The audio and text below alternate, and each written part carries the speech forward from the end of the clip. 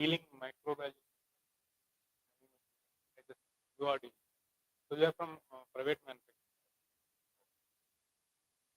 Is anyone dealing means head of the section as a government analyst? Okay. You are a manufacturer. Okay. So how many of you dealing with microbes?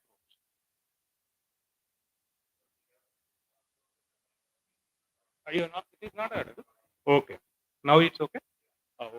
How many of you dealing with microbes? How many of you dealing with microbes? Hmm?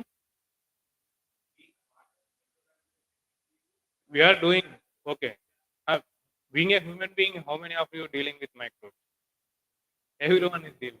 Everyone is dealing. Yes. So without that, our day is not start. Our day is not. So we know the importance of microbiology, but as a chemist, as a different our profession, we didn't know that terminology, microbiology terminology. But in our day-to-day life, we deal with microbes with carefully, with intellectually, okay, and we'll apply where we have to apply it in that correct position. We will apply definitely. If we will not apply, we will not act intellectually. We know the consequences also.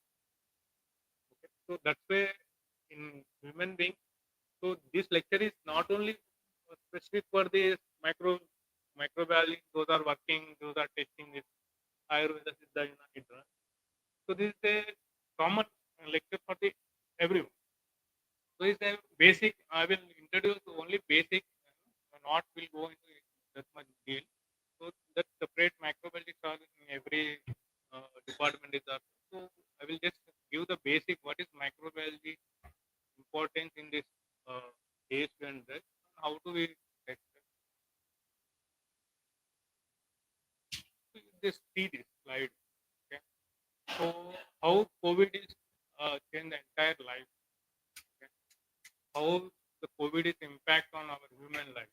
So now also we see in, while going through metros, so some people still they are wearing masks. Okay. Even so somewhere sick, they will also wear mask. Before that, before COVID, if someone will wear mask without oh he has some infection, we have to keep it away from it. But it is a common practice wearing mask to protect himself because he learned a lesson from the COVID. A tiny particle virus we can't see with our naked eyes. So he learned a very good lesson from the COVID. So that's why he taking precaution. So that's why he wearing mask. Wearing mask is not saying he is an infected person. No, he is a healthy person, but he is protecting from others. He is protecting from environment. So it is a precautionary measure. So this is also important. So before COVID, how we are, and after COVID, how we are. So even also after, if we touch any doubtful object, we immediately do sanitize it, or we go to washroom and we clean with hand wash. So this awareness came through this COVID. Okay? Next thing, how we deal the microbes. After because we go to the brushing, what will happen if not do brushing? Definitely, microbes will they grow their population and they damage our teeth and they make a colonization on our teeth cavities. So they will get the infection. So that's why we'll do daily brushing. So the reason for the brushing is this one. Otherwise, bad smell will come, toothache will come. Okay? And after even our day finish all activities before sleeping also we check our bed sheets are clean or not. If it look like dirty, immediately we'll go to give to the wash. So dealing of the microbes from day start to date. Uh, just this is one example. So what is the difference between the upper pack and down pack? Is there any difference? Is there any difference between two packets? All okay, that is okay package. Then okay. Is there any other difference? Yes. That's good. So the first one is a pasteurized milk. You just read on that packet also they written it's a pasteurized milk. So pasteurized milk is a process of killing of microbes, pasteurization. Okay. So in that pasteurization, what they will do, they just heat at 60 degrees centigrade for 5 seconds. Okay, just 60 degrees centigrade. Just 5 seconds they will boil the milk and immediately they pack into this polythene pack. It's called pasteurization, and they will give the expiry date also. Consume within 3 days, 4 days. They will give best before. After 4 days, you see clot formation, bad smell coming, oxidation is formed, density is formed. So spoilage is there. Okay. When you come to this packet, Tetra pack. Okay. So Tetra pack they give up to 6 months. Some companies they give 1 year. You can preserve it to normal room temperature. No need to keep in refrigeration. Because why? Because these are sterilized milk. They heat up to 140 degrees centigrade for 15 seconds. So every microbe, whatever the microbes in the milk, they will be destroyed. But in case of this pasteurized milk, so the bacteria, some bacterial phases will produce spores. Okay? So when they got favorable condition, they again start germinating and they will again multiply, and that's why the milk will spoil it. Spores will get. It's a sterilized condition. Called. That's why it's sterile. We call sterile. So even normal temperature also nothing will be. But once you open it, you have to consume in 1 to 2 days. That also they mentioned clearly. Because once you open, so it is exposed to the normal environment, so there is a chance of contamination again. So that's why you have to immediately consume. That is the difference between the pasteurized milk and sterile. Why I am saying, giving this example? Why means, see, we are thinking about this milk. Carefully, we are observing whether if it milk is after 3 days will able to consume. If it is expired milk, will able to consume? No, we know if it is expired, there is a bad smell will come. There is a contamination of bacteria or other microbes. So we will avoid that milk. We will not consume. Okay. Similarly, in medicine also, whatever the medicine, what medicine we are taking for the our pureness. If any disease may occur, so we have to treat that. We have to fight that disease. So we are taking medicine. If the medicine is only contaminated with microbes, so how we will take? How that medicine will work? So it will give other serious, other complicated issues. If it is a contaminated medicine. So the example of this slide, I'm giving, so whatever the medicine we are taking, we have to ensure that medicine should be free from the microbial pathogen. But coming to this Ayurveda, Siddha, Unani, Homeopathy, it is possible to sterile products. No, it is not possible to produce sterile products because this Ayurveda, Siddha, Unani, Homeopathy, 70% are medicines from the raw material, which is the plants. Okay? If you boil at 140 degrees centigrade, whatever the alkali, tannin, whatever the chemical constituents, they will act in nature. So there is no use of that medicine for taking. So that's why in pharmacopoeial standards also they given some limit for permissible limit. Okay, this much limit you can consume microbes, it will not affect your health. So they give the microbial limits. And the same pharmacopoeial standard also states it should be free from the pathogenic microbes like Escherichia coli, Salmonella. There are some very serious pathogens in that. So they measure that they mention that pharmacopoeial standard. This product should also be free from the microbial pathogen. So that's why the slide important is this. Then you just compare to the allopathy. There most of them are sterile. In allopathy, they you see most of them are sterile. Okay? In both, but 30, 40 are sterile, 40 is non-sterile. Even vaccine you can see even ophthalmic also it should be sterile. Ophthalmic. There is no limit in that. It should be sterile. No zero of microbes. Just see this clip. Okay, this is a research recent news published in Times of India. ICMR NIN, one Hyderabad-based research institute, National Institute of Nutrition. They conducted a survey.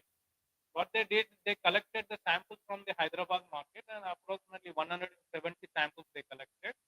Uh, Among 170, they collected some solid, the liquid, and some semi-solid samples.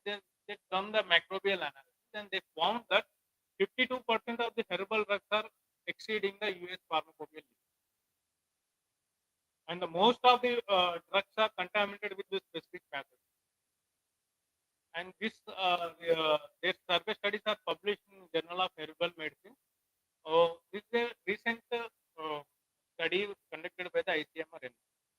So, being this slide, so most of the state drugs, especially in state laboratories, they don't have microbiology stuff. So they don't give much importance to the microbiology section. Okay, chemistry they done, pharmacognosy they done, then they will okay, everything is good. But microbiology is also very important subject. Without this, you are releasing the market product into the market. It means it is a risky product. Once public got some bad impression on this medicine, so they will not approve. They will not take. Automatically, our trade will be decreased. Okay, so that's why each and every industry, also even government agencies, also, they should have a microbiology laboratory, microbiology, and they have to analyze the samples before releasing the. So we can see some news clips also.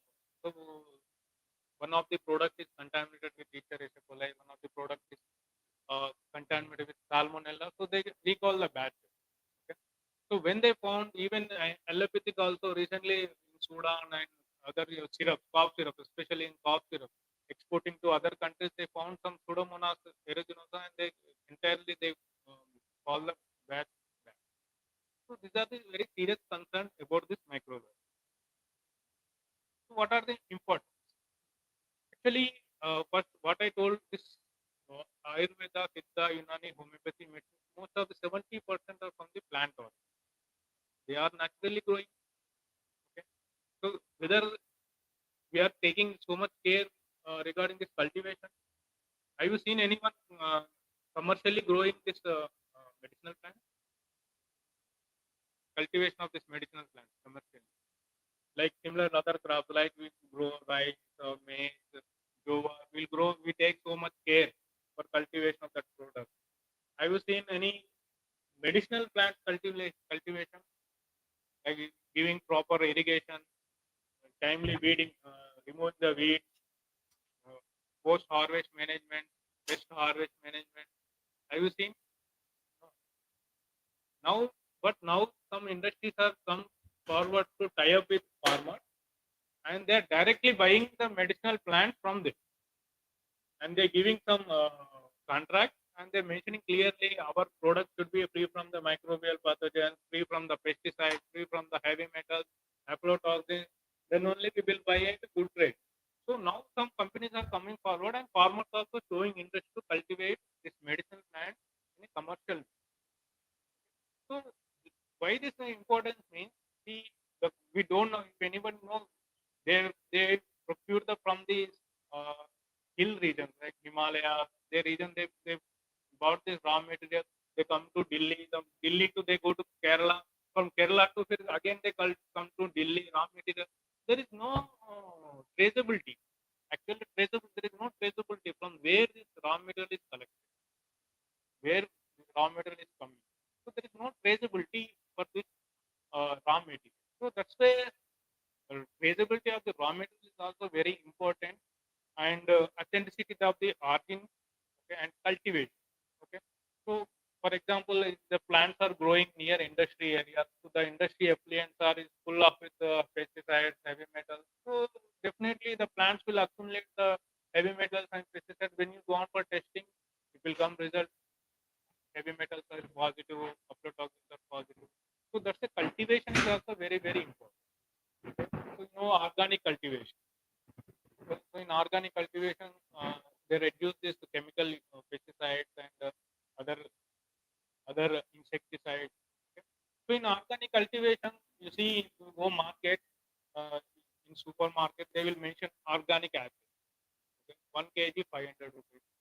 Normal apple they keep side only 100 rupees, 150 rupees. What is the different? Organic apple, they are giving 500 rupees. Normal apple, they are giving 150 rupees per kg.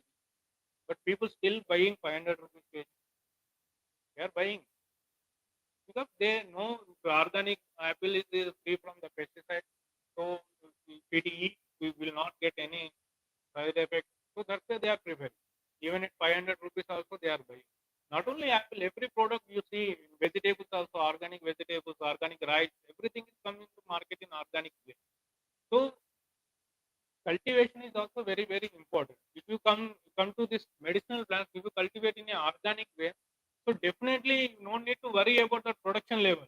This whatever the quality parameter, safety parameter like pesticide, heavy metals, supplementals, definitely they will reduce when you use this organic cultivation of medicinal. Next, manufacturing procedure.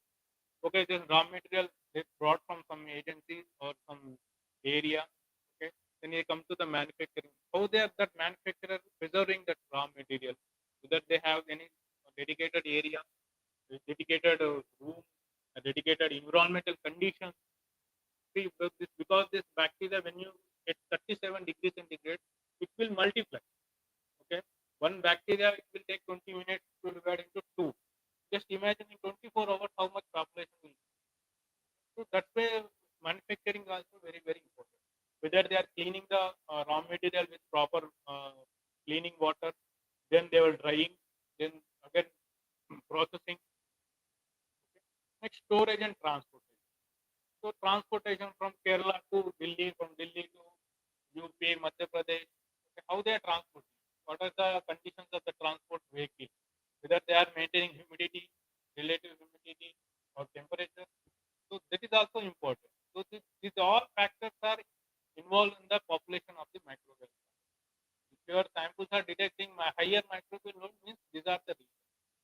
If you are eradicating at initial level only, so your final product is definitely free from the microbial. So your product is safe for consumption. Next, method of consumption of user, end user. Okay. See, normally this cough syrup we will consume. Okay. These cough syrups are very high content with sucrose. Okay. When you will take a, they give one caps also. Okay, we'll take a 10 ml, 5 ml, will consume it. Some people will keep directly. Some people will wash with tap water. Some people wash with a portable drinking water or hot water, and again they dry and they will use.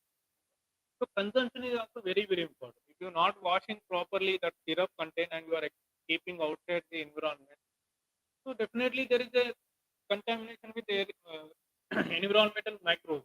Okay, again you are consuming that one. Okay, so that's why consumption of the end user is also very, very important. How many days we have once we open? How many days we have to consume? See, in house, in every house we have paracetamol syrups. Okay, so once we open, how many days we have to keep? At least we keep 1 month. After that, we have to discard it. Again, we have to buy another one. But some people will keep remain 1 year to. You see the expiry date. The expiry 2 years are there. We can. But once you open, then it is automatically exposed to the environment, outer environment. Okay. So method of the consumption of this is also very, very important. So these are the very important steps in the quality of the herbal medicine. Good agriculture practices we already discussed. Good harvesting practices also we discussed. Good manufacturing practices also we discussed. Good laboratory practice. Okay. So good laboratory, our product is finished, completed. We produce it. Everything is completed. We seal the product. Okay. Now I want to test whether this product is safe for consumption or not. Okay. Then what we'll do? I will go for test.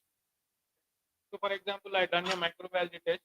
Okay, this is just media. In microbiology, they use media as a nutrition source for the bacteria. Okay? So, I've taken this sample and I transfer into this media. Okay, and simultaneously, I keep in a control. Without sample, I keep in a controller. Okay, and after 24 hours, I observe this plate. Even control plate also showing microbes, bacteria. Even control plates also showing bacteria. So then what I have to write in my result? Whether this I have to ensure these results are correct? No, these are the false results. Why? Because the control plate also showing microbial population without adding any sample also. Because our laboratory conditions are not good. Our laboratory is contaminated with microbes. When I performing a microbiological analysis, so being a sample I transferred without sample transferring that plate also showing the microbes. So good, that is not a good laboratory practice. So that's why we have to ensure. So our laboratory is also in a good condition. This is not example for the microbiology, even chemistry also same. Similar. So laboratory conditions, whatever the test we are performing, that we have to do. So these are the basic instruments required for the microbiology laboratory. This first one is autoclave. So we discussed about the sterilization. So sterilization, we use this autoclave. It's a simple principle, steam under pressure. Like in ours, we use pressure cooker. Okay? Same principle here also, autoclave. So here we use 121 degrees centigrade, 15 minutes, or at 15 lbs pressure. So at that temperature, then even bacteria spores will also. Then hot air oven, this is also for sterilization purpose. Then biosafety cabinet. So these are the very important biosafety cabinets are very important instruments in the microbial laboratory. See, when we are performing in microbial tests, so we are also isolating some pathogens like Salmonella, Staphylococcus aureus. These are the uh, infectious pathogens. So while handling these samples, we should take care of ourselves. Okay? We take care of ourselves. So that's why a dedicated environment will create a that's called biosafety cabinet. Okay? You see in movies, you see the scientists will wear coat and they will do this. Even Corona period also, so many video clips are there. So that is a biosafety cabinet. So pathogens, based on the pathogens, so there are different biosafety cabinets. So, for example, we are dealing daily with lactic acid bacteria. Where we are dealing with lactic acid bacteria,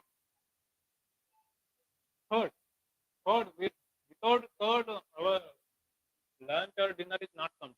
Third, okay, we are daily taking third. It is also bacteria. It is a lactic acid bacteria.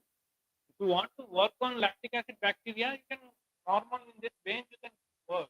No issue. It is very safe for consumption. No issue. Okay. Come to this Escherichia coli, diarrheal infection it will cause, typhoid infection, Salmonella typhoid. Okay. So these pathogens we call biosafety level 2 pathogens. Biosafety level 2 pathogen. This lactic acid is a biosafety level 1 pathogen. With biosafety level 2 pathogens, these are the serious pathogens. But we have a sufficient medicine, sufficient mechanism to control that pathogen. Okay, Salmonella we have different types of antibiotics. Even E. coli also we have different types of antibiotics. So that's a for BSL2 pathogen there is a separate biosafety cabinet out there that A2, A1 series are there. So there HEPA filters are will have and the UV light will also have the air will circulate it. Okay. So under that conditions we will work. So come to tuberculosis. Tuberculosis generally spread through air droplets. Okay. Mycobacterium tuberculosis, TB, was TB.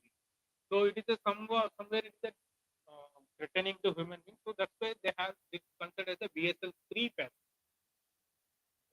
And coming to this Nipah virus, Ebola virus, okay, these are coming into biosafety level 4 pathogens. These are very dangerous pathogens. We don't have that medication also.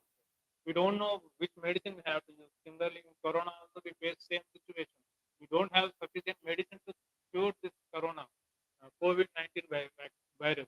So these are comes under biosafety level 4 pathogens. Okay? So based on this pathogens also laboratories will be categorized. Okay? So regarding to our industry ASU&H, BSL2 is sufficient. BSL2 laboratory facilities are sufficient. You see BSL4 mostly 2-3 labs in our India. HCMR NIV Pune and one is Trivandrum RGCB one institution. They have only BSL4 facility. We have only 2 in India. BSL3 we have almost 25 laboratories are in our India. BSL3 labs. BSL-2 in every laboratory they can easily use because they have a separate facilities, separate out from the laboratory, not common area. Separate facilities are required. So remaining instruments are common instruments. You know everything. Next, sample preparation. So samples based on the physical characteristics of the sample. So if it is a soluble, easily water soluble, you take a 10 grams of the sample or 10 ml of the sample and dilute in a 100 ml of the. If you take peptone broth or soybean casein rice broth, so you can dissolve and that is you can prepare as a sample. If it is a water sample, if it is a water insoluble product, you just add a polysorbate 80, polysorbate 80 or polysorbate 20. So these are the surface reductants.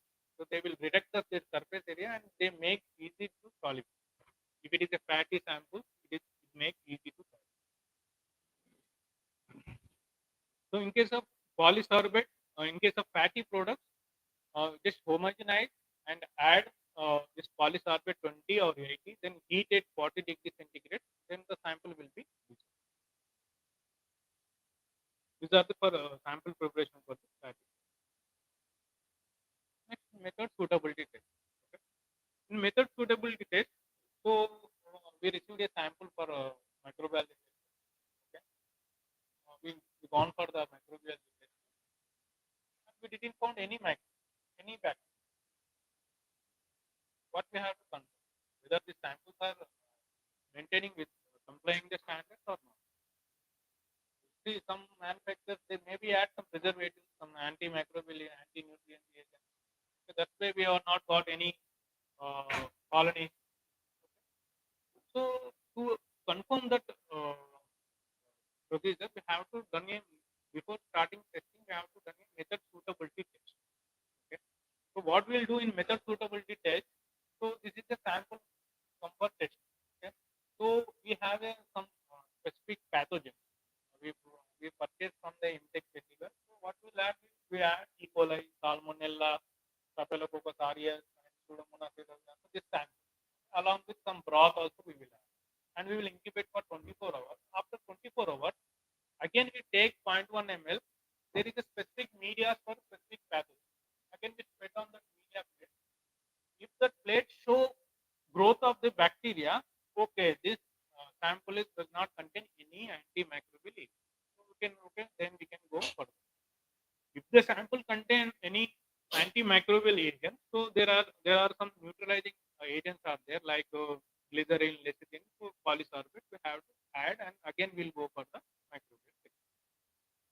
This testing method is called method suitability. Sir.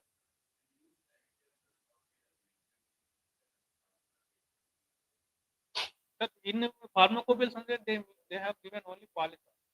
You just refer any pharmacopoeia, API, any USP, WHO, they mention polysorbate 20 or polysorbate 8. See, DMSO for this solubility, huh? That also, but DMSO I think in pharmacopoeia it is not meant. You refer any pharmacopoeia it is not meant. DMSO is not. But DMSO is used for the solubility of the extract also. Used for extract. Okay, next growth promotion test. Okay, so we received the sample, we completed suitability test. Okay, this sample is promoting the growth of the pathogen, bacterial pathogen. Then again we have to go perform the growth promotion. Okay. In growth promotion test, see, so I prepared a medium, nutrient medium for the cultivation, for the growth of or observation of bacteria. Then I transfer this sample in this medium, all plates. Single plate is not doing any growth. Whether my results are accurate. In some chances this media also may contain any antimicrobial agent. So that's why we have to confirm this media whether this media is promoting the growth of the bacteria or not. So for this purpose, we initially what we have standard culture, we pour pour the standard cultures on this media, then we see the growth of the bacteria. Okay, this media is promoting the growth of the bacteria. This media does not contain any antibiotics. Then we can use this sample for testing. It's called growth promotion test. The negative control. So negative control for each testing have to compulsory we have to keep a negative control. Then along with negative control, we will keep on positive control also. Positive control means this we have a standard reference culture. So we use that standard reference cultures for the positive control. So these are the media. So solid media are there, semi-solid, liquid media. So based on our application, we can choose which media is suitable for our. Solid media is a solid nature. In solid media, they have add agar agar. Agar agar is a solidifying agent. If you add agar agar, it is a solid. If no agar agar, it is a simply broth. Liquid. It's a broth. We call broth. If you add agar to this solid, this liquid, it will become it's solid agar. If you add only 50% of the agar, it will look like a semi. Okay, based on our application, if you want to see a motility of the bacteria, okay, then we prepare a semi-solid. You can see the motility of the bacteria. Bacteria have to have flagella, and they will move from up to down.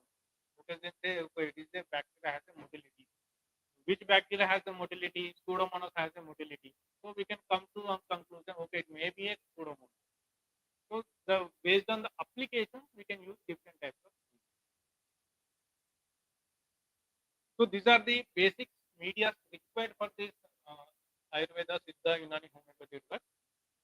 For basic MLT, we use buffered sodium chloride, casein soybean digest, and sabro testosterone agar with antibiotics. This casein soybean digest agar for the bacteria, total aerobic microbial count, and sabro testosterone agar for the yeast and mold. For yeast and mold, we use sabro testosterone.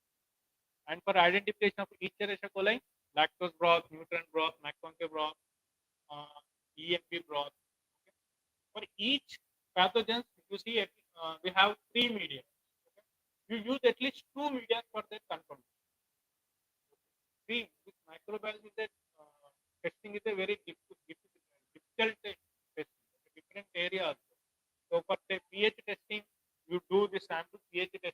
Now, after 1 hour, you do same sample testing, you get 0.1, 0.2 AD. There is no that much of variation in chemical. But when you perform this microbial testing, one same sample, same day, different load will come. So that depends on the different factors, environmental factors, sample handling, how we are handling. So that's why at least we have to use 2 media for confirmation.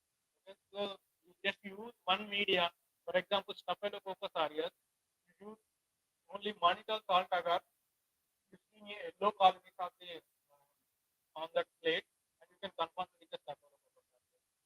Some other bacteria also show same significance. So that's why you should use any other bear park agar or Bojal Johnson agar. Then you can assure okay this is a 100% at least use 2 meters for the identification of the plant. Then microbial limit. So in our pharmacopoeial standard, they have given microbial limit test. Okay. Microbial limit test is a qualitative and quantitative enumeration of this. Qualitative means this 4 pathogens should be absent. E. coli, Salmonella, Pseudomonas aeruginosa, and Staphylococcus. Quantitative means so in first only I discussed the limits of this. Okay, so this much limit consumption also no effect to us. So that's called limit, microbial limit. So population, how much load is in the sample is called quantitative. For quantitative analysis, there are various methods are there: membrane filtration method, most probable number method, and plate mount method. So this is the membrane filtration method. In membrane filtration method, they use the filter, 0.4 micron filter. Okay, so you see it is a plate, and they keep a filter, 0.4 micron filter, and this is the sample, and they transfer the sample from this to this filter. Okay. So whatever the bacteria, if in sample you suspect any bacteria on this sample, so it will trap on this filter. Then again you take this filter and keep on a plate, nutrient agar plate. After incubation, you see the colony. You see, then you can count how many colonies are. It's called filtration method. Then this is total plate count method. Total plate count method, two types are there. Spread to plate method, four plate method. Okay. So I received a sample for analysis. Okay. I prepared a media in four plate method. In four plate method, what we'll do? This sample I take 1 ml of the sample, and this is an empty sterile plate. Okay. In microbiology testing, everything should be sterile. Everything should be sterile. Pipette tips. Okay. Everything should be sterile. So we take a 1 ml and pour on this sterile petri plate. Then media, to prepare the media, we have to ensure this media should be at 45 degrees centigrade. This media also sterilized media. So it is boiled at 120 degrees centigrade. So we have to wait for some to reduce to 45 degrees centigrade. Then we can pour into this petri plate and wait, just fill it and wait, keep aside for solidification. So after solidification, then you observe the color. This is four plate method. In spread plate method, what I will do? So this is the media. Temperature not a bother now. It's an empty plate. I pour the media and keep aside and wait for a solidification. Okay. After solidification, I will take the sample 0.1 ml and throw micropipette and pour on that petri plate and I will spread. It's called spread plate method. Then again I will keep in incubator for 24 hours. This MPN method is a statistical method. It is not applicable. We mostly use total plate count method. We follow total plate count method. So yeast and mold also same procedure, but we have to incubate at 25 degrees centigrade for yeast and mold. Whereas in bacteria, we have to incubate at 35 to 37 degrees. So for example, see, I received a sample, I perform the MLT. This is a 10 to the power 1 plate. Okay. So this is 10 to the power 1, 10 to the power 2. What I did when I received the sample, I did a serial dilution method. You know, serial dilution method. So because directly, if I take directly the sample on the plate, there is a huge population. It is very difficult to count the bacterial colony, how much load. So that's why I will dilute the sample. What I will do, I will take a 4 to 5 test tubes, each test tube with a 9 ml of sterile peptone broth or sterile water. Then I take 1 ml of the sample and I transfer it to first test tube. That first test tube becomes 10 to the power 1. Then from first test tube, I will take again 1 ml to second test tube. That the second test tube will become 10 to the power 2. So 10 times I diluted, 100 times I diluted, 10 to the power 3, 1000 times I diluted, 4, 10,000 times diluted, 5, 1 lakh times I diluted. Okay. Then I will mark. I will take 4 5 plates, 10 to the power 1, 10 to the power 2, 10 to the power 3, 10 to the power 4 plates. Then 10 to the power 1 tile, I take 0.1 ml and spread on this 10 to the power 1 plate. You see that I will take every time I will take duplicate. You see both tapes have similar morphology, same count. Okay. In 10 to the power 2, 10 to the power 3, 4, 5. So in 6 also I got some count. So I will count 1, 2, 3, 4. How many colonies are there? So each round it is a bacteria. Each round is we get a colony. It's a called colony. So we count is a count. Then there is a formula is there. Total colonies, how much dilution we have taken, and how much volume we have taken. Okay. For example, I have found 60 colonies are 10 to the power 2 dilution. 60 colonies times 10 to the power 2 dilution. You see, the result will come 16 to 10 to the power 4. 60 into 10 to the power 4 means 60,000. 60,000 colony forming units in my sample. This sample. Whether I have to pass the sample or fail the sample, then I have to refer the standard, pharmacopoeia standard. What the limit is there? Okay.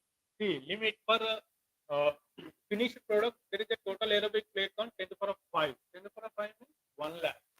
Okay. So I got 60,000. So it is within the limit. So you can write complied as per the standard within the limit. If it is exceed 1 lakh, so we have to write not compared, not as per the. Okay. So others also, Eastern mode also 10 to the power of 3. 10 to the power of 3 means 1000. When if exceed 1000 colonies, it is a not bad. Then this core pathogen should be absent. Staphylococcus, E. coli, Salmonella, Pseudomonas. So this is a quantitative analysis of the ASU&H. Not only for Ayurveda, even allopathic also same. I know.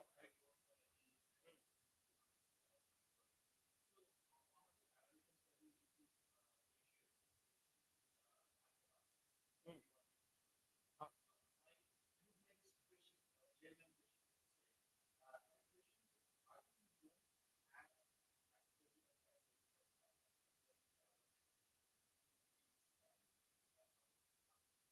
Hey, we have aflatoxins, B1, B2, B1. So they have, limits. But why have this? Why don't have the armadillo? So that's why they given na. If it is 1000 is came, each and more 1000 will count. 1000 count is came. It's okay for consumption. If it is more than 1000, it is not recommended for the consumption. So in that 1000, they maybe have aspergillus, they may have penicillin, they may have other fungal species also. Okay. So that's why they are not given. And I will come why only this bacteria 4 will give. And now I will tell you. See why only 4 pathogens? There are so many other pathogens also there. We have taken only Staphylococcus, Salmonella, E. coli, Pseudomonas. There are the Vibrio cholera is there, very dangerous also. Mycobacterium tuberculosis is also there. Only why we are only choosing only 4 pathogens? Why means there is a two reasons. One reason is these are the indicative factors. Indicative organisms. For example, my sample detected Escherichia coli. Okay, I may suspect this may be a contaminated with a fecal water or any drainage water. That's why we found E. coli. When E. coli found, Salmonella also found. So it's an indicator. Okay, there may be chance of other also. Don't need to go all steps. So that's why we are given 4 pathogens. And second, another reason, very important reason is these are the concerned escape pathogens. Have you heard escape pathogens? So these are the very dangerous pathogens. Okay. These are the reasonable for the antimicrobial AMR. AMR is a very threatening, world threatening, and very serious.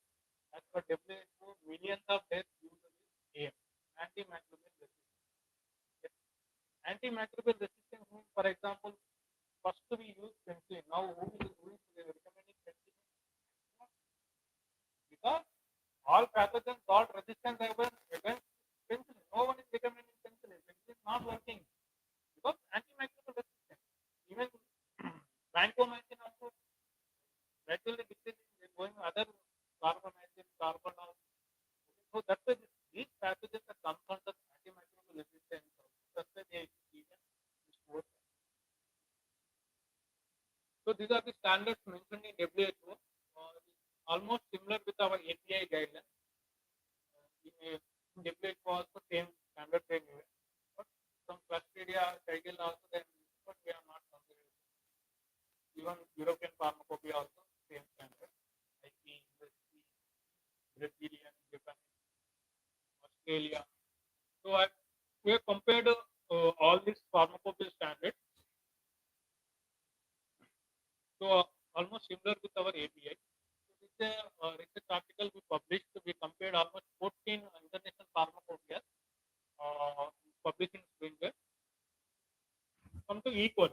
So for E. coli detection, actually time is less. That's why I'm going very very fast. If you have any doubt in afternoon lunch also we can. So for now come to qualitative identification of this pathogen. The E. coli. So I received a sample. I transferred into this McConkey broth. First tube is a McConkey broth. It's a blue, green color, violet color. Okay. If it is a E. coli present in that sample, it turns into the yellow color because E. coli produces the lactic acid. Okay. When acid fermentation will come, then this becomes turns into the yellow color. Again, this E. coli is an indole producing organism. When we add some Covax drops, Covax reagent is there, we drop to this E. coli, it will form a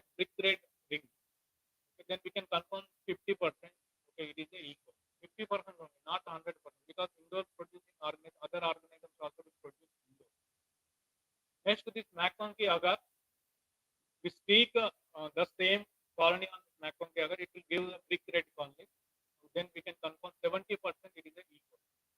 Next is the EMB eosin methylene blue agar we see green malachite scheme, so it is a 100% we can confirm it is a equal. Then again for confirmation test, you can go for some biochemical test, gram staining test. It is a gram negative bacteria. Then if it is a gram negative, then we can confirm 100% it is a equal. So now we also use two media for the confirmation. Next, salmonella. Salmonella is a gram negative bacteria. Okay. Then you see on XLT agar the black colony and BGA agar white mucoid colony. If your sample show this character, it is also 70%. Okay. Again, we can done a triple sugar iron test. You see this right side is the red, it completely comes into the black because this salmonella produces hydrogen cyanide. Okay, when this hydrogen cyanide release, this comes with a black color and also acid production. Due to this gas bubbles production, is a breakage between the test. So we confirm this is a salmonella. And some kits also there, vital kits also there for identification of salmonella. Next, pseudomonas aeruginosa. Pseudomonas aeruginosa is also gram negative bacteria. Okay, so we can use two media. See, it is a fluorescent producing bacteria. When you see under UV light, it will give a fluorescence. And it is a oxidase positive, and it is also catalase positive. You know catalase, catalase, catalase means those are the aerobic in nature. They will give the catalase positive. So pseudomonas there is the aerobic bacteria. They will give the when you pour a drop of hydrogen peroxide, it will give bubbles. When we injured, they will pour hydrogen peroxide immediately. They will, in our skin also they will give bubbles. So due to the catalase action. Next, Staphylococcus aureus. Staphylococcus aureus is a gram positive bacteria. It is a very serious pathogen. It is a skin infections and exotoxin bacteria. You see, mannitol salt agar give a yellow colony, and BPA medium give black and white surrounding. So these are the confirmation is coagulase. Staphylococcus aureus is coagulase positive. When we take rabbit plasma, they supply artificially. When we add the staphylococcus, it will convert into coagulate. Then we can confirm it is a staphylococcus. Then next to homeopathic medicine. Is there need of this homeopathic medicine, microbial testing? Any homeopathic healing? Okay. So any need of this testing of microbiology? Homeopathy? So generally we discuss about this homeopathic medicines are mostly alcohol, so no need to test. They come to alcohol percentage. There are different types of percentage are there. Some alcohol, some other pictures are 70%, some are 60, some are 40, some are 35% also. Okay. See, at what percentage this alcohol is very effective on bacteria? 75% is effective. If it is more than 100% is not effective. When you pour on alcohol, 100% alcohol, immediately the evaporate is not effective. It's not denature the cell wall of the bacteria. If it is a 75%, there is a time for evaporation, then it is effective on the cell wall of the bacteria. Okay.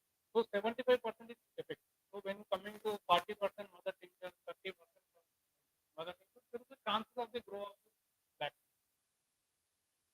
So that's where we also keep some material limits for the homeopathy syrups also. So this product, nosort and ophthalmic should be a sterile product. Have you heard nosort? Nosort? Anybody? So nosort is a new concept, old concept in homeopathy. Homeopathy was a similar. Okay. If a person is suffering with a tuberculosis, okay, what they will do, they take the dead sputum, okay, and they dilute the sputum and they potentialize and they seal and they take labeled as a nosort. It's called nosort. Same. But vaccination we can prove everything, but in nosort we're not able to prove everything. So that is the drawback of this nosort. these are the standards and syrups. Next, we have to preserve the microbial. So this is a fumigator. So in microbial lab, it is a very important that every week we will fumigate our lab. Every week we have Saturday, Sunday holiday. So on Friday evening we do fumigate because in contamination is a very major due to movement of the staff and other. So that's why we do every week fumigation. This is a fumigator we use silver oxide peroxide high media we use, and sometimes we use potassium permanganate and formaldehyde. That is more effective than this. People saying it is due to formaldehyde, we are not recommending, but you. Hmm. So that's the issue in that in our issues we don't have it because we are Saturday, Sunday it is closed. So that's why on Friday evening only we run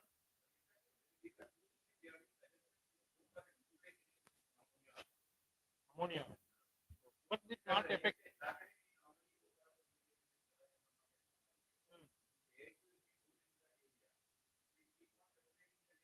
In other rooms also they will maybe chance.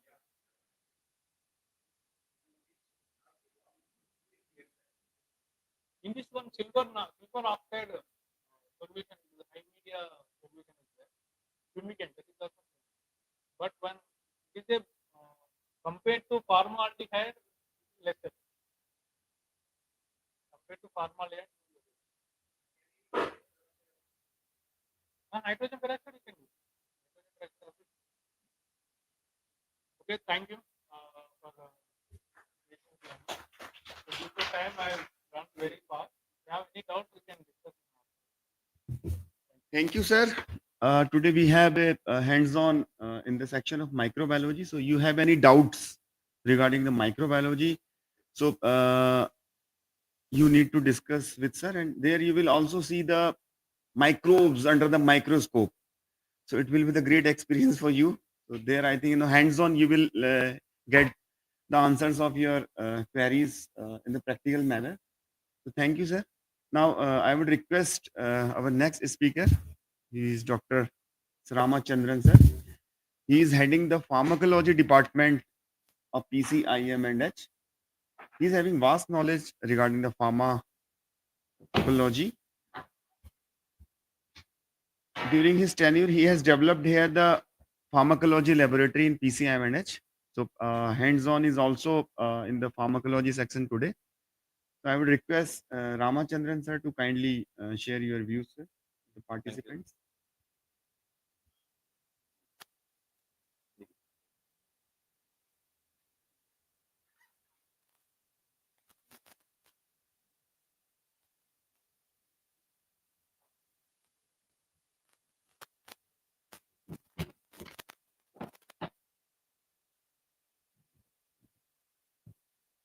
Full screen.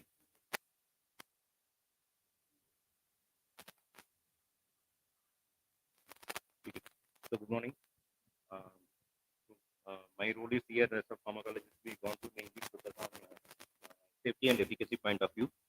But in Drug and Cosmetic Act, hope you may be seen that what are the rules and regulations are present in that. So I will cover that aspect also, and what is the importance of the efficacy also we will discuss. So these are the main content we are going to discuss now. If you are looking at the ASU&H medicine, it is important. Even the homeopathy also, the efficacy is important because why the efficacy, safety and efficacy is important means if any kind of the adverse events it comes, that medicine need to be withdrawn. So you may be heard about the pharmacovigilance. Most of the time, where the pharmacovigilance is looking on the adverse reactions. Apart from that, where there is a efficacy also is one of the parameters. If the drug is inefficacious, that also leads to you can able to report in the pharmacovigilance.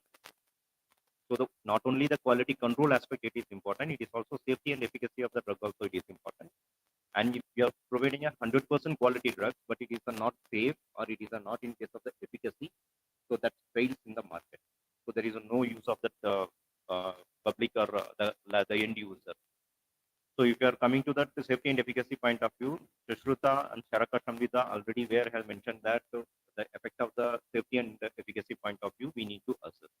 So similar efficacy of the drug is equally important in the point of view of the quality control. So our PCMH objective is, if you are looking, the main objective what up to today morning you may be heard about the QC quality control point of view, and efficacy point of view. If you are looking, we are also having in the role of drug research. The most of the councils and other periphery institutes where they are mainly focusing on the clinical and kind of the drug research point of view also, and PCM also having the role in that, and so we are also in a position to do the drug research on AS&H product, and at suitable interval we are in the position to make a scientific publication. So if you are coming to that of vision and mission, already you know that. So life cycle of the herbal medicines, including the homeopathy medicines, instead of the production of the raw material is fine and processing of the material, but sometimes in homeopathy where there is the import of the drugs also will be happen. So these are the main life cycle. So in this each place where there is a quality control aspect is there, and like in case of the QZ, whatever up to date today morning you have seen, there is a safety aspect also. There is a quality check is there that most of the time you may not aware about the things. So starting from there is a production of the raw material. If you are looking, NMPB and the Quality Council of India is they were mainly they were focusing on this aspect. So if you are coming to, there is a good agriculture practice is important. It is then only you can able to make a quality medicinal plants. Then followed by processing of the raw material from field agriculture good. There is a field collection practice. Also, it is important where you may be microbiological aspect. You may be morning. You may be seen that in the time of raw material. Main there is a field collections and processing the microbiological infections role it will become there, and that also controlled by National Medicinal Code and QCI. And next, if you are coming the manufacturing of the medicine and quality control aspect, where the PCM is having a major role, and the benchmark here is there is a botanical chemistry and microbiology aspect and GMP.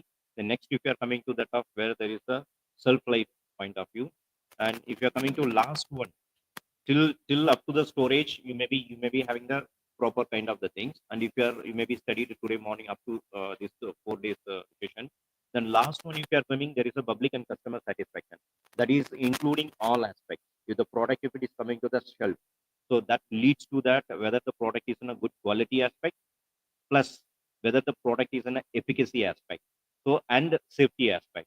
So where in the role, the benchmark where we have pharmacovigilance is playing a major role, and IA is taking care of that. And you may be if you are looking, there is a pharmacovigilance form. You are in a position not only filling about the adverse effect, also in others column you can able to mention that product is a non-efficacy. That most of the time, if you are going into the field, no one is focusing on the efficacy point of view, but efficacy point of view also much important to make the regulators to make a alert on that, whether that drug may be a spurious drug or drug may not be in a proper quality control, or then even sometimes they may not be ingredient also. There may placebo effect also. It will be there. So it is important to make the things where there is a pharmacovigilance is playing a role. So once if the pharmacovigilance it comes, that efficacy and safety point of view, where the pharmacological aspects it's making a major role in that. So if you are looking the pharmacology, although it is not coming into the picture of the QC, but the background ultimately whatever the product you are giving, it need to be that a biological effect is very important. That so remaining all the QC aspect we have seen, I am going to focus only on the biological aspect, safety and efficacy point of view. And safety point of view regarding our AS&H drugs, we know that it's not having a much concern. And these drug and DNC Act already you have seen there is a section 3A about AAC drugs. H there's a patent and proprietary medicine, and chapter 4A already last 2-3 sessions you may be covered everything. And for in case of the homeopathy drugs, where the schedule 4A, and mainly if you are coming to the top licensing point of view, you all know that the manufacturer exclusively in accordance with the formula of the described authority books, there is easy to get the license according to the first schedule, the following the book station. And patent and proprietary medicine, where we need certain kind of the studies. So these are the main thing, the products, the four kind of the licensing point of view. So one is there is the books which are mentioned in that similar kind of the formula if you are making, that's the one, and except parental administration. And another one is where there is a in Siddha, Unama, in case of Ayurveda, Balya, Usha, so health promoting formulations also. And there is another one is there is a cosmetic item, and another one is where if you're coming to recently there is a extract. So all these things where if you are going as per the first schedule book, that's the highlighted so blue color, as per the first schedule book, if you are going, there is no need of any kind of the just if you have to provide the references. So whenever you are going to, these are the main the table where it's also important point of view of the licensing point of view as well as the research point of view also it is important. So if you are looking that there is a Ayurveda Siddha Unani drugs given in 158B as per the licensing guideline for the rule. If you are following as such the ingredients, indications, safety study is not required. And efficacy study is sometimes in the published literature it is required. There is a proof of effectiveness is not required since it's our ancient old system. But whenever you are going to make any kind of the changes in that, there is a dosage form or indication where there is a need of the efficacy study is required, but there is no need of safety study because the formula is same. And if you are going to make as per the there is a new indication also.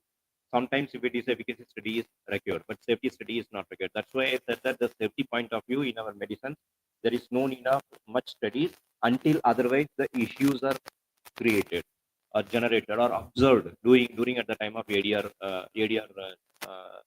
aspect. So if you are coming to another one, the patent and proprietary medicines. So if you are going to do any kind of the ingredient changes that is coming under patent proprietary drugs. So, but if you are providing any kind of the safe efficacy data, it's fine to get the approval of the licenses.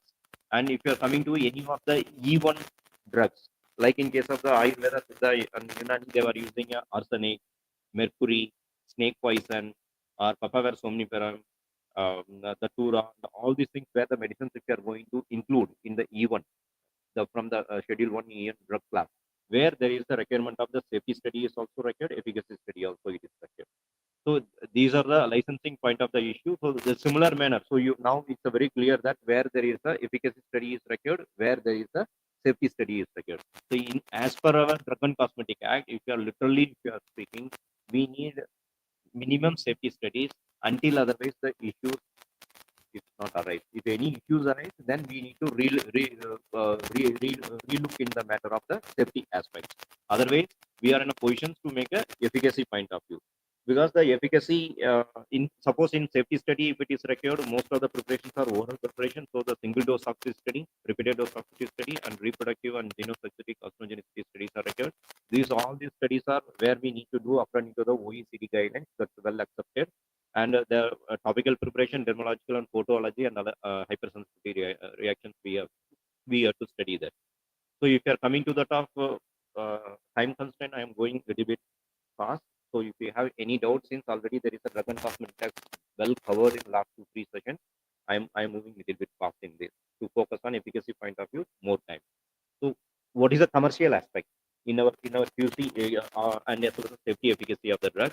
In domestic market, if you are looking as per our Drug and Cosmetic Act, safety and efficacy studies are not required if you are following the classical formula, except if you are going for the new indication or changing the dosage formulation or if you are using the Schedule E1 drugs. If you are using this, as per as such, if you are going a classical formula preparations, license also will get in the state authority license easily, and there is no need of any other studies. But in the international aspect point of view, what is the main aspect? The PV program is monitoring of the there is a quality means there is adverse reactions. So as well as there is the efficacy point of view also, but most of the time they were not making that. Whenever you are going in the field, you can also keep in the point of whether the product is efficacious. Any kind of the report where the patients are stated to that of the pharmacy person at the time of purchasing a drug, this previous product is not efficacious. So that's where you can able to refer in the PV program. So PV program, if you are making a report on that, definitely it will go to the large number of the reportive comes, it will go to the signal, and the signal will be addressed by the drug regulatory authorities. DPS sections will take care of the things of that particular company. So international market point of view, if you are looking our medicines, generally the herbal medicines are considered as a diet or food supplementary category. So, but if you want to make as a drug in the international market, there is a need of clear scientific evidence in the point of view of safety and efficacy is required. Or in certain countries, they were saying that there is a medicines which are used in our region, the Europe region or somewhere, the last WHO conference where they stated that a minimum of 15 years the drug is used in the particular region where they can consider it as a drug in the herbal medicine. But 15 years without anything rigorous follow-up, that usage of acceptability should be there in that particular region, in the foreign aspect. So, what is the importance of the evidence-based pharmacological studies on the herbal medicines? Mainly, there is a efficacy point of view, and sometimes, if it is required, there is a safety point of view also. So, in our system, where if you are looking at pharmacokinetic and dynamic point is very important. Absorption of the drugs as well as there is a metabolism point of view. Pharmacodynamic is efficacy also it is important. So, but we know that our system it is producing good effect, no doubt in that. But we want to be in the current scientific scenario, we want to be a more systematic manner. So it's important to make there is a molecular mechanism or site of action where the drug is acting. What is the phytoconstance is responsible for the action? So that we can able to make the more acceptability of the drugs it will be present in our system, and it's a more scientific evidence we can able to convince the physicians as well as there is a consumers for the better acceptability, and where ultimately which leads to there is a export and as well as there is a uh, economic point of view of there is a growth of our Ayush system also will be important. So whenever you are going to the field, you can also focus apart from the QC, also you can focus also on the efficacy point of view and safety point of view. You are free to write these two aspects in the pharmacovigilance program, so it will get monitored properly. That so whether then in such a case it may also will cover in the QC also. If the relooking it will be happen once the pharmacovigilance system is done, then the QC also will be under the focus. So where the main problem we can able to identify and we can better its growth for our system. So generally here in our PCMH we are applying the reverse pharmacology approach for the herbal medicines. So since the medicines are already in use, in our literature already written the therapeutic uses and everything, but only thing is we want the scientific data, evidence-based studies. That only we are doing with the taking of these are the different kind of the methodology they will follow. So in our traditional herbal medicines, we will go to generally, if you are looking, there is a drug from the natural sources, there is a right set. QC standardization we are already doing, and reverse pharmacology we are going to do, experimental documentation we are going to do, explore the exploratory studies. That exploratory studies will be in the three-way, in silico, in vitro, and in vivo. That aspect we will discuss in later. And laboratory research, and if it is happened, then we will also take into the talk. There is a clinical trial.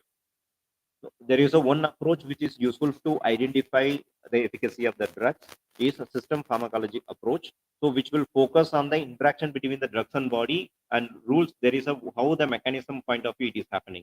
There is a Chinese medicines are well implemented this concept, and they created a lot of evidence for the Chinese traditional medicine, and where they were very clearly they were mentioning how the drug is acting and what are the constant it is playing a role to produce the efficacy on the particular medicine. So if you are coming to that point of view from discovery of the bioactive molecules or identification of the bioactive molecules, the new drug, prediction of the adverse effect, and exploratory therapeutic mechanism, all these things involved. So if you are looking generally, we are going. So I'm taking as an example. We can now we are in the process of PCM also implementing this kind of the studies.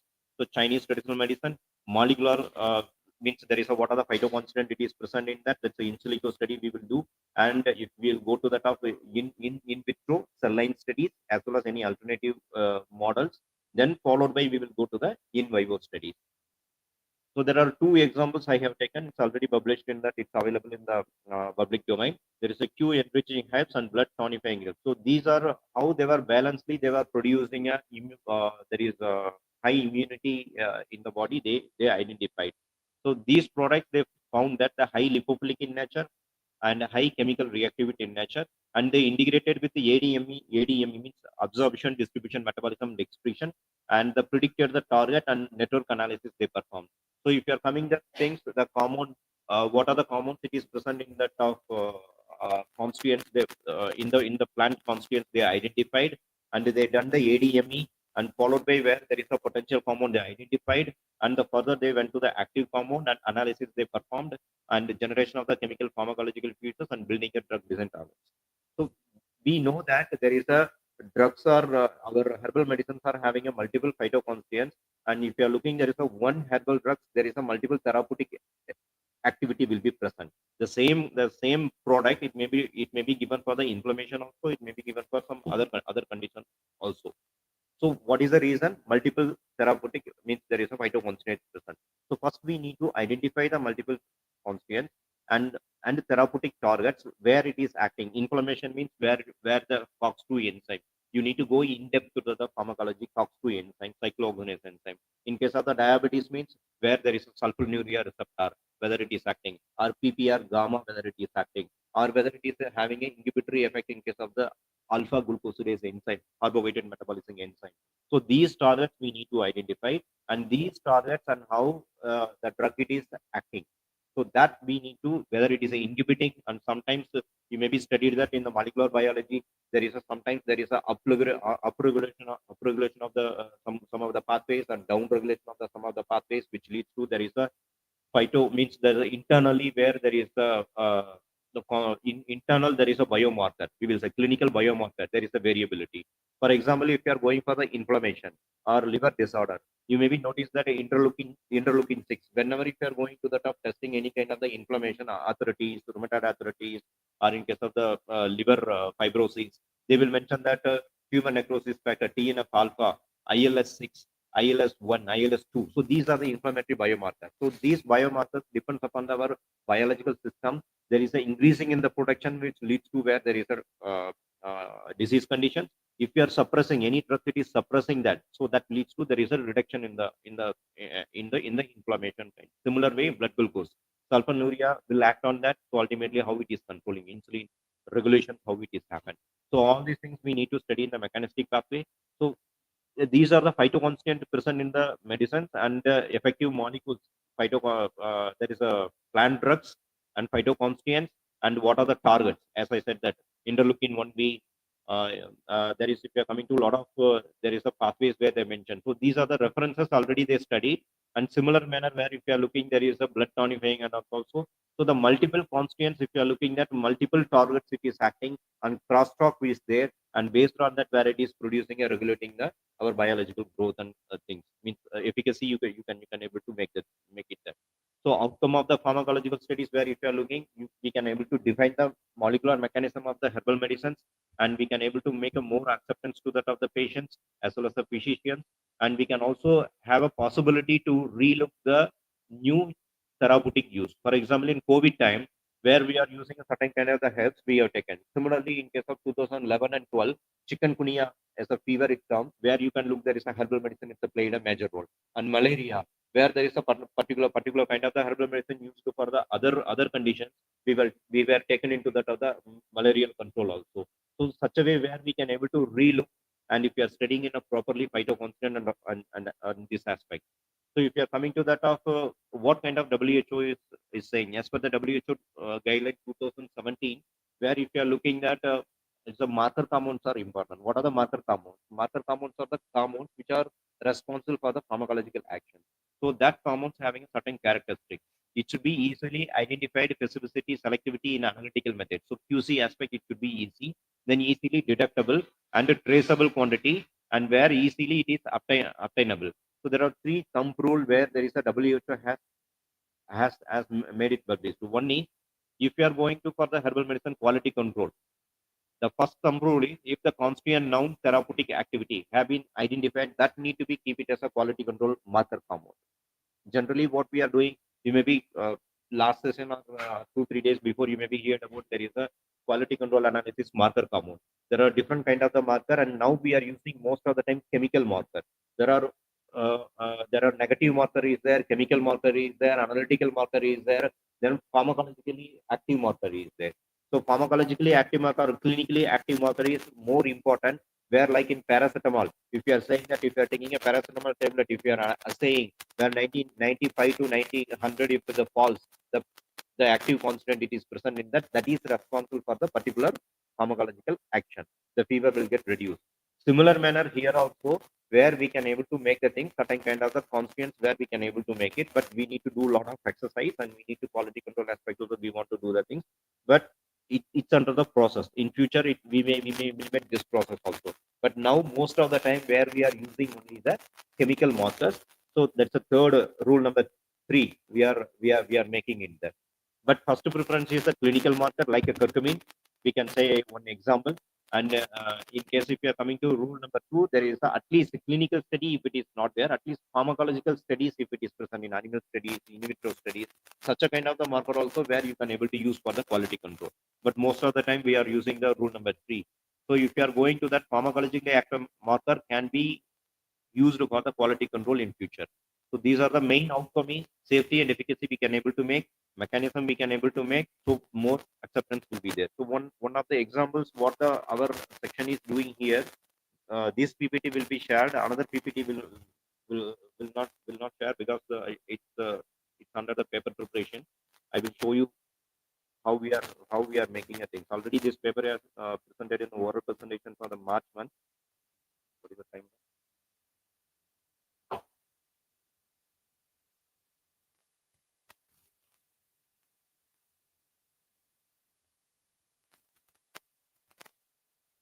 So we have taken there is a one Indian medicine plant. There's a pomegranate. We all know that.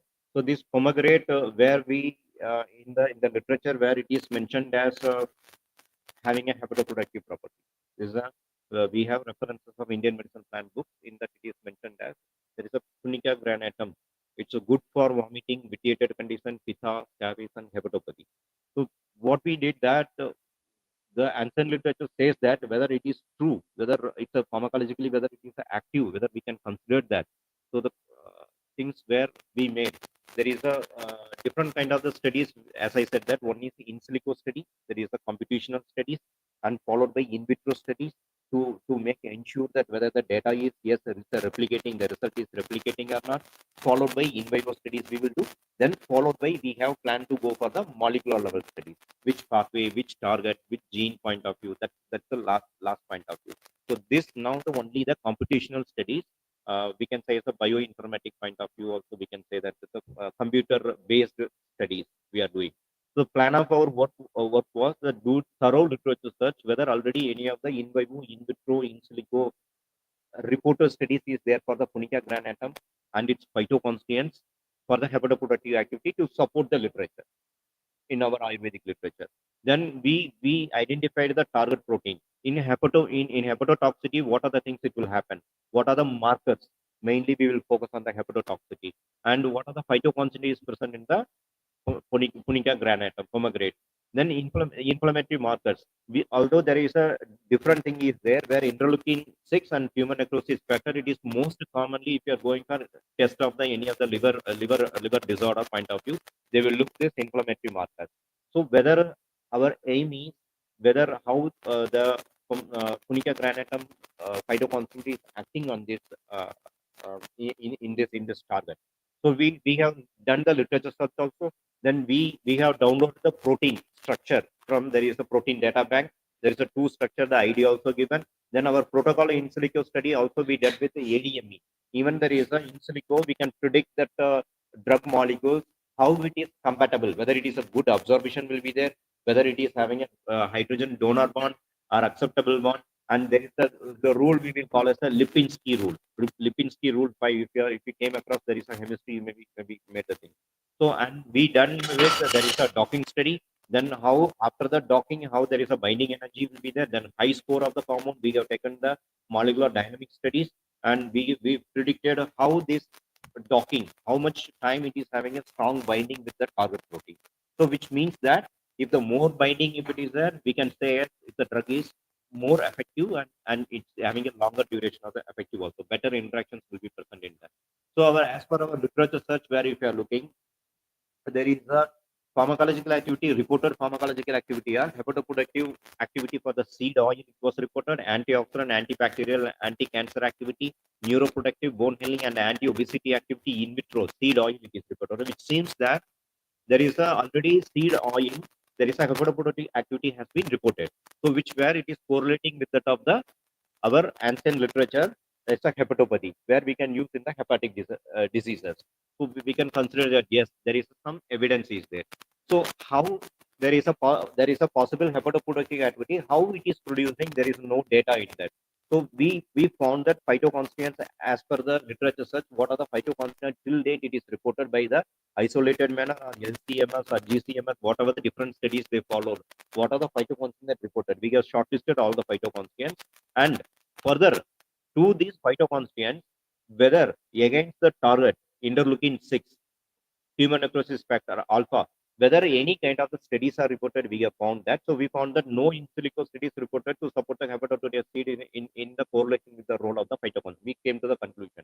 And out of these phytoconstituents, where we have chosen, there is a 4 phytoconstituents and 5 phytoconstituents, and we have docked against, we have studied about how there is an inhibitory activity against there is a interleukin and TNF alpha to produce a scientific evidence. Yes, this phytoconstituent is having a role, and hence there is a punica granatum which is having a hepatoprotective activity. So these are the some kind of the ligand preparation and protein preparation.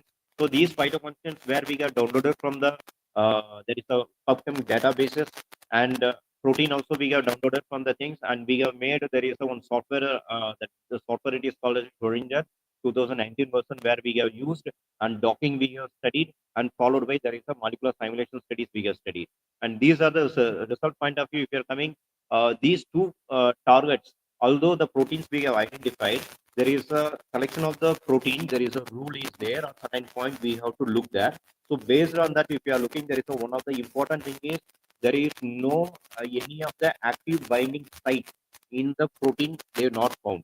It is simply the interleukin protein is available, human necrosis protein is available, but they didn't find out that which active site is a which site is a binding site for the molecule. Till date, there is a no kind of such a kind of the binding of the molecules as made as a crystal by X-ray crystallography. They are not isolated. So we did the site mapping analysis. Based on the site mapping analysis, where there is a score, if it is comes above zero point 0.5, we can able to consider for the thing. So there's a interleukin clear two binding site where we have analyzed two binding site we have noticed, and followed by where if you are looking that there is a where if you are looking there is a TNF alpha, the binding site is here, where if you are looking there is in the case of the binding site up and down. And these are the phytoconjugations where we have made the docking point of view. And if you are looking, there is a silmarine we have taken as a standard drugs. We know that there is a silmarine, it is used for the hepatoprotective activity. And if you are looking, there is the in Himalayas, there is a lot of products where available silmarine also based. There is a individually silmarine also where it is used on things. Silmarine is a standard compound, and it is also isolated from the phytoconstituent only, but it is a proven compound for the hepatoprotective activity. So we have taken as a standard, and all these 5 phytoconstituents we have made, and we have made that there is an interaction between the things. Whenever there is a minus 4, it is a higher. So which means that there is a more binding site ability, and followed by there is a mmGPSA. There is a how there is a energy binding energy is present in that. So that also we have seen. So if you are looking, silimarin is there is a binding docking score of -5 to 1, and where if you are looking binding energy, if you are looking based on compared to genistein and 4-methyl amylipherine, which is having a more docking score, and somewhere it is less binding energy, but it is comparable to that of the thing. Similarly, for in case of the TNF alpha also. So based on this, where we have studied how what are the amino acids where it is binding. We know that proteins are made up of amino acids, so mainly interaction will happen on the amino acids. So these are the amino acids where there is a rounded gluten, serine, lysine, and aspartate. So these are the arginine. These are the amino acids where the chemical constants where interaction will take place, and where if you are coming to the top, in case of TNF alpha also similar manner how the interaction it is taken place. If you are looking, there is a ADME property, genistein and 4-methyl amylipherone Lipinski rule of 5, which means that molecular weight less than 500. There is a lipophilicity is good, and drug-like ability. Hydrogen acceptor is less than means less than 10. Hydrogen bonding donor is it is less than 5. Everything we have where finalize the thing. So it is a drug likeliness is there for this molecule. And if you are coming to the top simulation study, we have run for 100 nanoseconds. And the first one where RMSD data, the the the pink color, red color is for our compound, and there's a blue color is for the protein. So if you are looking the compound, it is almost aligning with the protein, and it is not going beyond the protein level. So which means that the compound stability, if you are making that straight line, if you are making the mid of the things, 25 to I think around 75. If you are looking, there is a straight line we can able to make the things, which means that where within that range the compound is having good binding ability. And similarly, what are the interaction it is taken place? There is a figure 5. If you are looking, there is a hydrogen bond is there. More of there is a hydrogen bond, and if you are looking, there is a halogen bond. It is not there because there is no halogen structure in that. And main other thing is there is a water bridges also is there, and a hydrophobic point of view also, where you can able to notice that. And if you are looking the compound, which portion of the there is a structure where it is having a more efficacy, where there is a glutamine OH group, it is having a much, and where if a hydrogen of the things where it is having a aspartate and the threonine, tyrosine, where it is having a more kind of the interaction point of view. Similarly, in case of interleukin clear genistein. But if you are compared to the genistein, silimarin standard it is having a good binding ability. And if you are looking that there is a genistein also, where there is a okay, the finding it's okay. And if you are coming to next one, uh, there is a 4-methyl amblyferone also, it is showing almost it's a similar kind of the effect. And if you are coming to in case of where in case of the TNF alpha, silimarin, it is a very good stability it is showing, which means that the silimarin is a good hepatoprotective drugs, and it's having a more binding ability with that of the particular kind of the protein, and inhibiting the is a interleukin 6 on TNF alpha. There is a protection level. And if you are looking genistein, it is not that much effective because where it is having some kind of the disturbance in kind of the stability point of view. But if you are looking 4-methyl amblyferone, where it is having a good stability point of view and hydrogen bonding point of view also. Then if you are coming to that of comparative analysis, 5 minutes. If you are coming to that of comparative analysis, what is the similarity between how we can able to make that? If you are looking that there is a silimarin, it is binding with the lysine, and where genistein also binding with the lysine. And if you are looking at genistein, 4-methyl amblyferone also, it is binding with the lysine. And if you are looking at remaining, there is a why the genistein is a good in case of the interleukin means there is a it is showing a much more interaction to that of the other amino acid also. So binding ability is it's a more. And if you are coming to the TNF alpha, where if you are looking, there is almost whatever the similar kind of the amino acids, the binding ability you can able to look that in TNF alpha, alanine 66%, alanine 62%. So the target binding is similar. The interaction of the compared to that of the standard drug, this drug also producing our genistein, this two also similar kind of the thing. And if you are coming to, there is a drug likeness score and Nietzsche docking score and the MMGPSA, almost is a similar value. And these are the possible mechanism we are proposing for the Punica granatum based on our studies, which support the there is a Ayurvedic our drugs where it is used in the thing. That's a genistein and amblyferine, which is having an inhibition of the pro-inflammatory cytokinins, interleukin 6 and TNF alpha, based on in silico studies. And plus, these compounds are having an antioxidant activity. And where already we have the data in that seed oil, which is having a there is a hepatoprotective activity. And based on this, these constituents present in that of seed, there is a possible hepatoprotective activity. It is present in that. Now we have to take this data, the molecule of genistein and 4-methyl amblyferone, few drug we have to take, and we need to go to the in silico, means in vitro cell line studies, and these phytoconstituents where we need to go for the in vivo studies also we can prove. But as per my literature search, where I found that these compounds in other plant constituents, where the isolated, they studied the cell line studies, and as well as there is a animal studies, they found that it is having a hepatoprotective activity, which means that now we have made there is a conclusion that yes, whatever the literature it is mentioned in our ancient literature, there is a hepatoprotective activity of Punica granatum seed. It is confirmed, and it is based on there is a possible mechanism of this compound. This is the way it is acting. So which means that our is scientifically it is a clear cut evidence is there to our medicine. And whatever the product it is available in the market, if they were using the Punica granatum for the hepatoprotective activity, we can rely that yes, we have the data. So these are the main thing, and we these are the references where I have taken Punica granatum were mentioned in Ayurveda pharmacopoeia, Siddha pharmacopoeia, Unani pharmacopoeia, and there is a 500 medicinal plant of the Cambodia medicine where they have mentioned that, and these are the data already where it is present. So we have confirmed with the thing. So these kind of the studies where we are doing, and followed by where we can we are setting a lab for the zebrafish model to study the efficacy also in the point of view of the in vivo model, and we are also going for molecular kind of the pathway after some time. We are the lab is under the now it's the setup process. Hope maybe 6 months it will get clear. Thank you very much. So my request is only that whenever you are going for the field, you can also inquire about whether the product it is having efficacy. So if it is not efficacious, or if you are finding any kind of the adverse drug reaction, anything, if you are finding, please report into that of the pharmacovigilance program. So more signal if it is comes, so the quality control aspect will be relooked, and where we can able to do the service to that of the customer or public in a more scientific way. Thank you. So if any questions, you can ask. Question.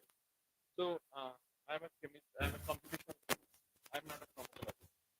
So the thing is that when we analyze, I am also an analytical chemist in somewhere. Like we quantify the phytochemicals, like bioactive phytochemicals, in the formulations you can see.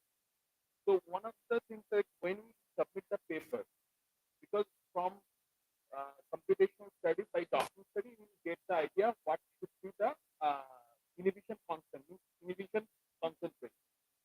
So these phytochemicals are very low in quantity usually. This secondary metabolite, sometimes it goes as low as 0.25% or something like that. So when we submit those papers in the chemistry related journal, one of the issues that we face from the reviewers are that okay, so this is the thing, we got the concentration. So when they calculate back that amount they need, the herb they need is humongous. It's based on that. So how do you address this issue? Because if you do not particularly concentrate that material in a particular way, or something, it means not a new. I'm talking about a new formulation. But if we see the new formulations, the new supplements are there, they add those things externally. Even those are not purely herbal. So how do you address this issue? Sir, it is multiple constituent which is present, first it will be present. Right. You may be quantify only one or few. No, I'm quantifying which I did this molecular docking study. Okay. Okay. So if I need to correlate, You want to correlate bioactivity, one. yes. So then it will come as like a like I got a sometimes I got 80 kg or something like that. You know what I mean? That is the issue. Like we are facing this See issue. that always the efficacy of the chemical constituents will maybe in a even nanogram or picogram it will produce action. Right. We cannot able to say that. So if you performed with in silico, and if you are going with the things only, the less quantity is there, and you also you whether did you correlated with cell line studies, any cell line studies? So we are correlating with the bioactivity study. Means on the PLC plate or something like that. No. I am asking. No, we correlate with the computational. Okay, computational you done. Right. For example, take an example of now the genesis amplifier. Yes. Okay. Now, what we have to do, we have to go for Punica granatum, suppose seed, oil if you are oil, or if you are doing any extract, suppose if you are doing, we want to check this how much the is there. So now I am coming to the docking. Now I have done the docking. Right. Okay. Now I will go to the cell line study. First phase. I will take the extract also. I will take the genistein pure compound also. I will take the ampliferon pure compound also. Right. Okay. I will make a comparative study. Right. Okay. Doing in vitro cell line, at the time of going for the comparative study, the dose before going to that, you have to do the cytotoxicity assay. Right. This cytotoxicity, you will come to the concentration. And the concentration first you have to find out whether it is coming in the concentration in the pure molecule, it is nanogram concentration you are finding. Then if you are coming to the extract also how much concentration it is making. So if it is in a extract concentration, if it is a low quantity, it is in the point of it is producing action. Then we can also say that that action is equal to that of the genistein and the thing, whether it is the whatever the value you are getting. Right. Okay, the efficacy value. If it is the inhibitory point of view, suppose whatever thing. So the value, if it is the exact value, is exceeding the individual phytoconstituents. Right. Exceeding the individual phytoconstituents, and also exceeding the combination of the value of the individual constituents, which means that extract is more potent. In such a case, extract, if it is a more potent, synergistic effect it will come. And if extract is, if it is a more potent, the concentration will be low. You have to correlate with. That's why always in vivo study, in vitro cell line studies, and if in vitro cell line study, if you are getting a higher thing, then you have to go for the animal study. Then you can say that yes. Then you have to take the tissue and you can go to that of the molecular study, and whether this mechanistic pathway, whether it is acting or we need to find. So based on that, we can conclude that yes, whatever the compounds it is present in that thing, it may be a less quantity, but may also the less quantity of the compound based on the quantification. We can't decide that because inside of our body, even nanogram, picogram, it's having a ability to stimulate the certain kind of the molecular pathway. No, I'm not talking about the nanogram. I'm saying that the amount, suppose. That's why you cannot correlate this qualitative or quantitative data. You cannot correlate with the biological data until otherwise if you are showing the data. Right. So now my question is that the amount of psychoactive compound present in the extract is sometimes so less, but it will produce the action. so then it is not matching with the That you have to go with concentration value that we are getting from the. don't correlate with the thing. That's why I'm saying in chemical point of view, whatever quantity you are getting, you don't think that the same quantity we need to go to the in vivo. In vivo is the lesser quantity, nanogram, picogram. You may be calculated with milligram. What is your unit will be there? Milligram. Our is like we are getting phytoconstituent in microgram per milliliter. That is in case of whether quantitative study or in case of Like in chemical study, we are getting. chemical studies. What are the chemical studies? It means our formulation called mother food. We are getting around 30-40 microgram per milliliter of the phytoconstituent. So if you are What we have found is that we see this. Sir, Yeah, we'll talk about that the later. problem is whenever you are going. we can do one thing. I think this is Yes, one-to-one yes, that's what I communication. said. So Yes, better we'll do the that. hands-on. So you will have the enough time to Ramachandran sir regarding your all the queries.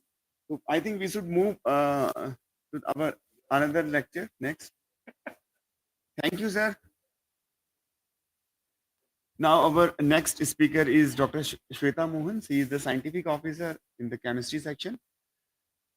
She is having the vast knowledge in the area of standardization and quality control of Ayurveda, Siddha, Unani, and homeopathic drug. Today, she will cover the standardization techniques for the metals, minerals used in the Ayurveda, Siddha, Unani, and homeopathic drugs. So, I would request Sweta ma'am to kindly share your thoughts with you. Thank you, Dr. Dilip.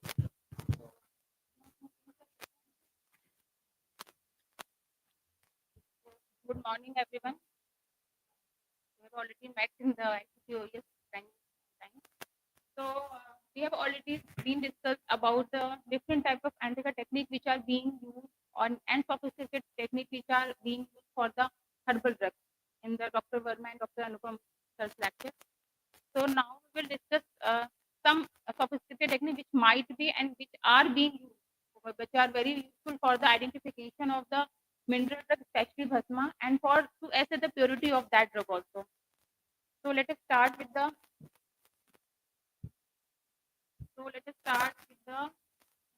We all know that we are from the ancient time we are using the metamineral drugs in all the system, Ayurveda, Unani, Siddha, and homeopathy, there are so much enormous amount of drugs which are containing the metal mineral origin,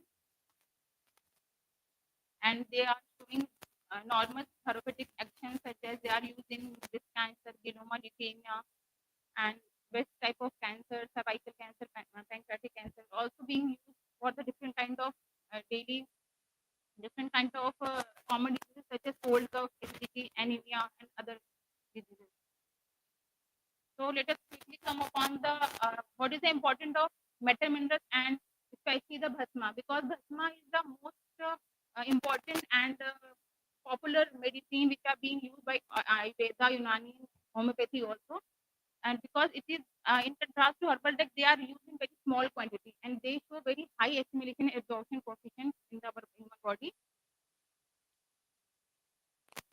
Actually, in by the literature, sir, we got to know that the metal minerals which are being used in the herbal mineral formation, they are used in the form of bhasma only, because they are very, very fine particles and showing very quick action, used in very lesser dose, does not have any taste, and having prolonged shelf life. This is the most important feature of that bhasma, that it has having a very prolonged shelf life.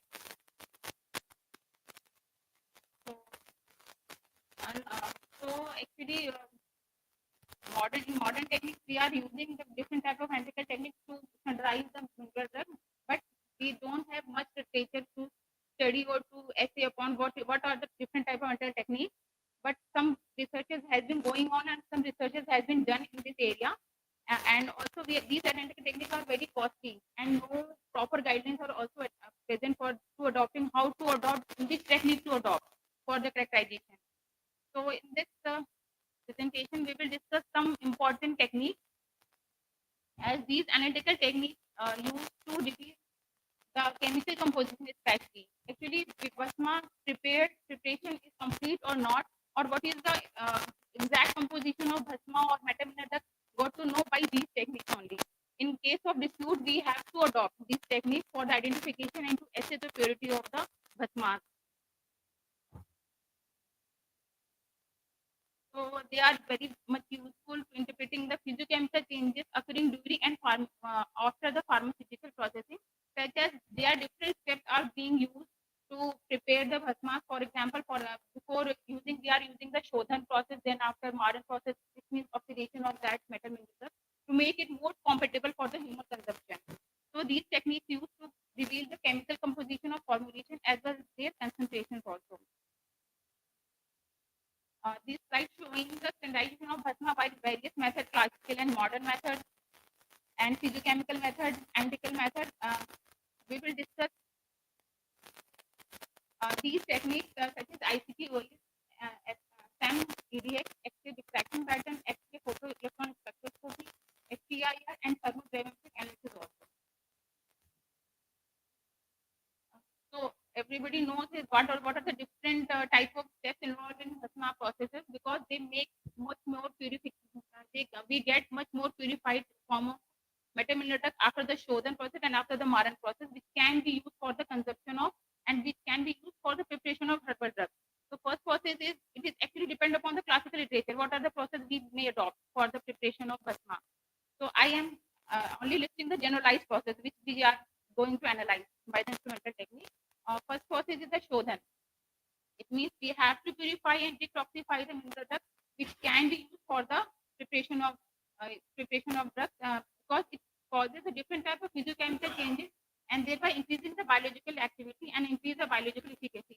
For example, we can see that in Aconitum ferox, when it purifies with the cow's urine, it acts as a cardiac stimulant, and when it used as a crude Aconitum ferox, it acts as a cardiac depressant. It means after the purification process, there is so much group gets to incorporated on the surface of bhasma, which can be analyzed by these type of acoustic, like what was happened in the crude drug and what was happened after the Shodhan process.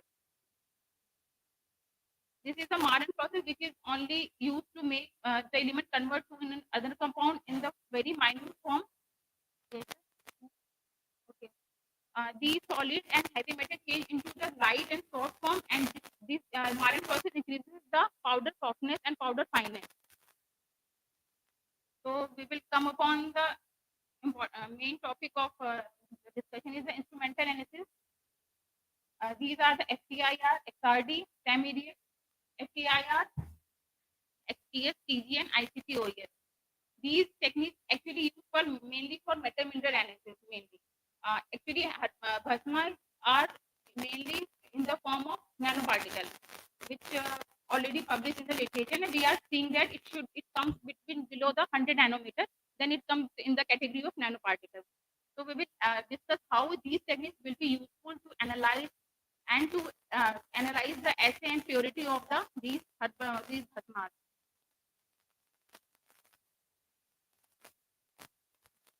So first technique, which is the preliminary technique, but it gives very important information.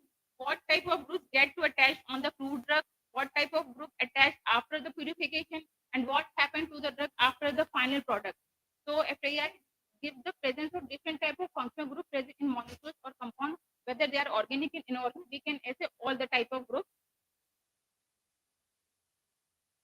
So we will discuss by this example. In this example, we can see that there are 5 patterns of FAI spectrum: SN1, SN2, SN3, 4, and 5. SN1, we can see it is only the after Shodhan process. After Shodhan process, what was happen? Some different type of functional group organic molecules get to attach on the surface of raw drug. It means we are getting the peak below, peak in the region of 1500 to 400 is corresponding to carbon-carbon stretching, OH stretching, NH stretching, different type of group. But when we move towards the SN4 and SN5, which are prepared by the electric muffle furnace, it means it is very controlled environment when we are preparing the bhasma. In controlled environment, there is no involvement of oxygen or carbon or any other gases from the environment, and we get only the metal oxide peak. Metal oxide peak is prepared in the controlled environment only. So we can see that in the SN4 and SN5, only the peak of tin ion, which is corresponding to the 500 nm. Actually, metal peak come below the 600 nm in the FAI spectra, which is characterized by these sharp peaks.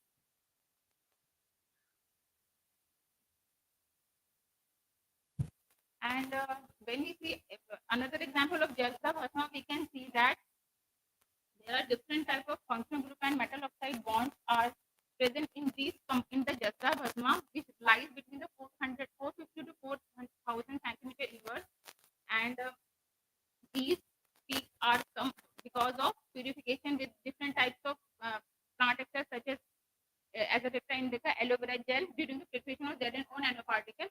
And we are seeing that there is a consistent peak. It lies below the 500 nm, 2 peaks for ZNO and FEO.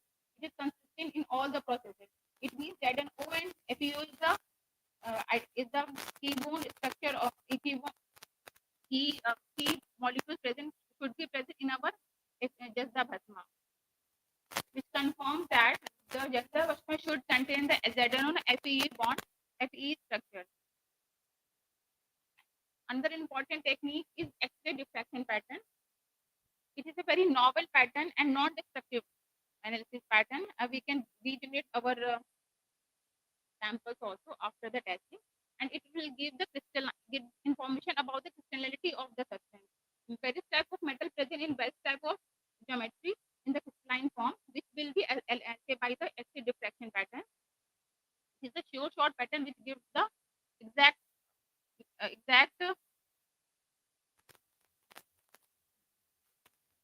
nature of the crystalline material, and we can assay what type of different type of oxidation state present in our compound, such as if we are saying that what type of iron is present, if there is FeO, Fe2O3, Fe2O4, Fe3O4, so we can analyze and we can say exactly if this XRD technique will tell you which type of crystalline structure present in your molecule, in your drug. So likewise, we can see that in Vanga bhasma, there is the SN1 is the initial sample. Initial sample means it is a raw drug. It is present in amorphous form. These hazy lines give the information about that it is a amorphous compound. But when we see the SN5 sample, which is prepared after the different repeated cycle of Kutta and oxidation process, these peaks become sharp, and sharpness indicates to the crystallinity of the sample. It means we are we are having the Vanga Bhasma of crystalline tin structure. So another example, we can also see what happened in the what is the structure of element present in the initial raw drug and what is the structure present after the formation of Bhasma. In the first figure, we can see that there is a peak corresponding to 2 theta peak corresponding to the copper ferrous sulfide, which is very much identified by the 2 theta peak, which should be matched the JCPDS 5, which is a raw database for the SRD pattern. And after the formation of one Mastika Bhasma, we get to know that there are different phases of metal signs are present: iron oxide, iron sulfide, copper sulfide, and silica oxide. It means these type of elements should be, this type of structure should be present in our final Bhasma. Then only we can say that our Bhasma has been fully formed.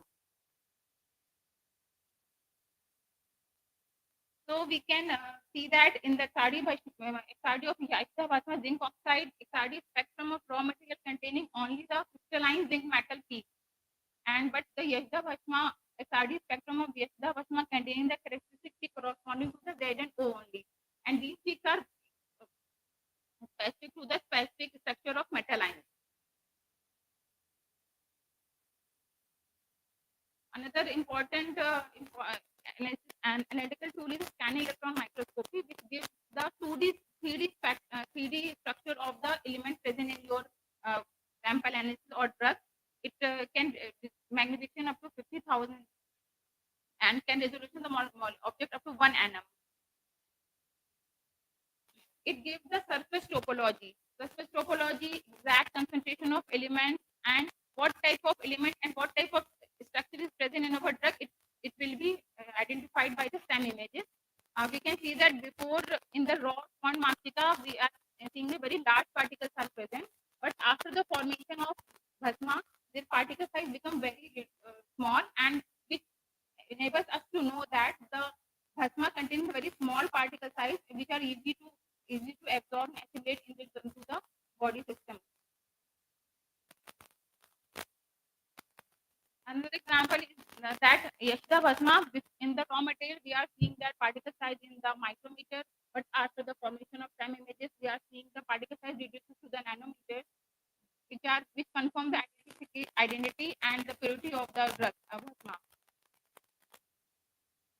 And another important tool which is associated with the STEM and this is the EDX. It reveals the chemical composition.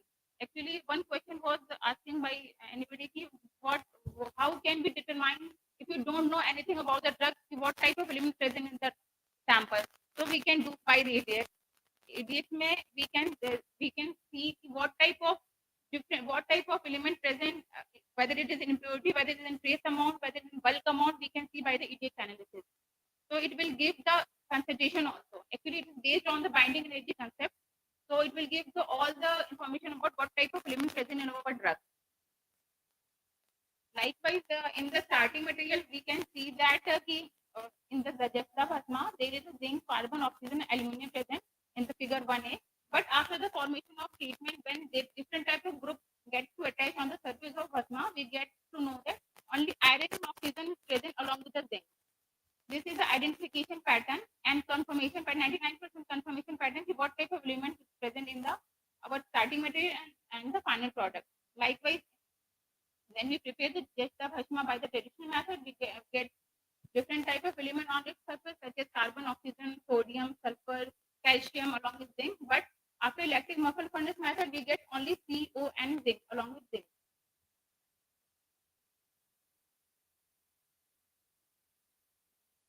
This is also one example of Jasta Bhasma. After the formation of Bhasma, there is a concentration of zinc decreases and oxygen increases because we are doing the oxidation of that Bhasma. Another important technique is X-ray photoelectron spectrophotometer. Actually, this technique is very much confident to give about what type of oxidation state is present in our sample. For example, if we are having iron in different oxidation states, but this technique will provide you whether iron present in +2, +1, +3. It will give exact information. Likewise, in the Rajastha Bhasma, in the Rajat Bhasma, actually it is Yashat Bhasma, we are getting we have actually different, when we analyze the different technique and we come on this excess technique, we get to know that Z and O, the results are is Z and O, which is concordant with the other technique also, FTIR, FPS, SRD, and other techniques also. We also get here that Z and O present in +2 oxidation state, and oxygen is present in some -2 oxidation state, is based on this binding energy of Zn and O. Likewise, in Naga Bhasma, excess spectrum containing, showing, and confirm the presence of PBS in the Naga Bhasma, which confirms the identity that we are having the PBS lead in +2 oxidation state along with sulfur present in our Naga Bhasma. This is the another technique, TGF, thermodynamic analysis technique, which is the graph plotted between the change in weight with the temperature. Actually, every compound will dissociate at particular temperature and show specific weight changes according to the temperature, which is specific to the specific molecule. We will discuss with some examples. Actually, in the TJ curve of silver Bhasma, that we can see that removal of water happened between 1000 to 200 degrees centigrade, and then compound becomes stable. After attaining the temperature of 300 to 400 degrees centigrade, another molecule removed, which is CO, and we will see the corresponding weight changes according to the temperature. After the removal of CO at the temperature of around 650 to 800 degrees centigrade, we get to know that weight of the CO2 also lost. It means after the 800, we can see there is a constant line. It means these samples, whatever we are doing, whatever we are under the analysis, is stable after the 800 degrees centigrade. This TG analysis also determines the stability of the your drug on the various temperature ranges. We can say that our this plasma, which is under analysis, is stable after the 800 degrees centigrade. So it is another important technique to analyze the characteristic property of the plasma. And this is the ICPS we have already discussed in length, and is used mainly in the herbal drug for the heavy metal analysis for the four drug of our interest, four elements of our interest, and also for the metamineral drugs, which are necessary to assay. It has having various application, various advantage over the AS, which is the oldest technique. Actually, because these in ICPOS we can assay more than 20 elements at a time. In AS we have to change the lamp every time for the testing of different metal ions, and it will take longer time to preparation of the samples for by the AS. And in ICP we can do easily in a very short time. And one more important difference between AS and ICP was that in AS we have the limit of detecting is only in ppm, but by ICP we can analyze up to the ppb level.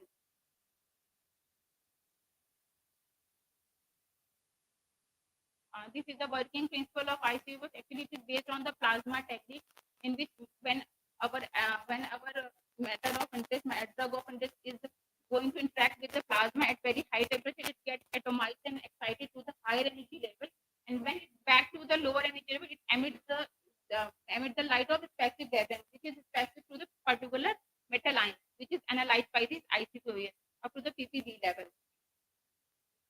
We can discuss anything if there is any query and we want to discuss. We can discuss in between also. So we have already seen the ICPOS in our lab, and we didn't see the microwave digestion. Actually, microwave digestion, I want to say something about this digestion. We are doing the digestion. Actually, digestion is the process to prepare the sample for ICPOS. Digestion means to homogenize the sample, to make the elements in the free form from the complex organic matter to in the free form, which will be analyzed by the ICPOS. So microwave digestion system is very much important to prepare the sample in very efficient way and to in very homogenized way, and then we are testing by the ICPOS. So that's all for this session, and if we can discuss anything.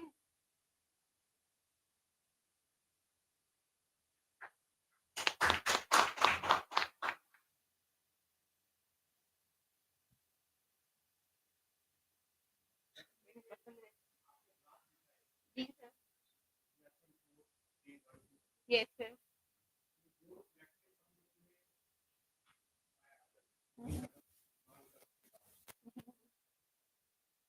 Ji sir, very simple sir. Actually क्या होता है, जो traditional method से बनाते हैं तो वो बहुत कंट्रोल एनवायरनमेंट में रह नहीं पाता मोस्टली, क्योंकि यस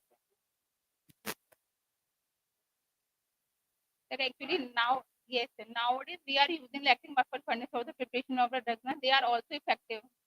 जो ड्रग हमें मिलती है सर वो क्या बनाते क्लासिकल मेथड से, mostly they are using lactic muffle furnace. Yes sir.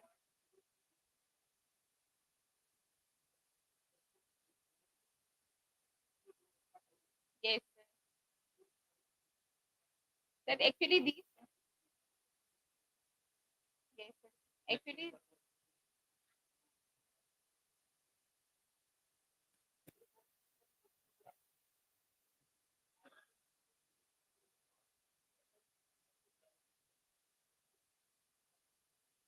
Sir actually जब हम लार्ज बल्क अमाउंट में करते हैं, हाँ जी। नहीं सर, ये क्वेश्चन सही है और ये क्वेश्चन जेन्युइन भी है। अगर हमको बल्क अमाउंट में करना होता तो we are going for the modern method, अगर हम बना रहे हैं, लेकिन वो जो, यस, तो डिफरेंस और होगा सर, एक्चुअली डिफरेंस तो होगा ही। नहीं सर, एक्सपेरिमेंट डन तो इस पे कुछ नहीं हुआ, बट एक्चुअली दीज टेक्निक्स आपको बता सकते हैं what is the difference, but अभी ये होना चाहिए what is the efficacy of the, ये तो आयुर्वेदिक एक रिसर्च का मैटर है कि एफिकेसी, बट एफिकेसी पहले कैसे, क्योंकि उसमें जो ग्रुप, ऑब्वियसली सर, क्योंकि जो ग्रुप्स उसमें अटैच्ड हैं वो तो आपके उसी क्लासिकल मेथड से होते हैं, बट अगर जब आप इसमें करोगे तो वो आप सारा पूरा ऑक्सीडेशन कर देगा, only metal lines are present, metal oxide will be present at high temperature, no organic matter was present, ऐसा होता है। तो इसलिए बेटर तो क्लासिकली होना चाहिए, लेकिन एफिकेसी पे क्या इफेक्ट आता है वो तो रिसर्च का मैटर है ही। जी सर।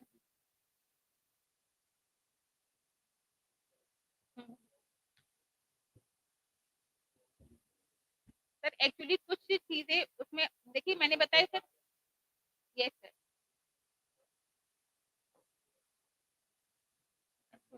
सर एक्चुअली क्या है ना, जो ये क्लासिकल मेथड है मैं तो जनरलाइज बताई क्योंकि I am a chemistry person, लेकिन जो आपका मेथड होता है, जो आयुर्वेदिक पर्सन का मेथड होता है, वो जो किसी से शायद वो मॉर्निंग के समय भी कुछ ऐड करते होंगे, क्योंकि वो different method different type of juices add करते हैं ड्यूरिंग द शोधन process, during all other process और very steps of involve. Yes sir.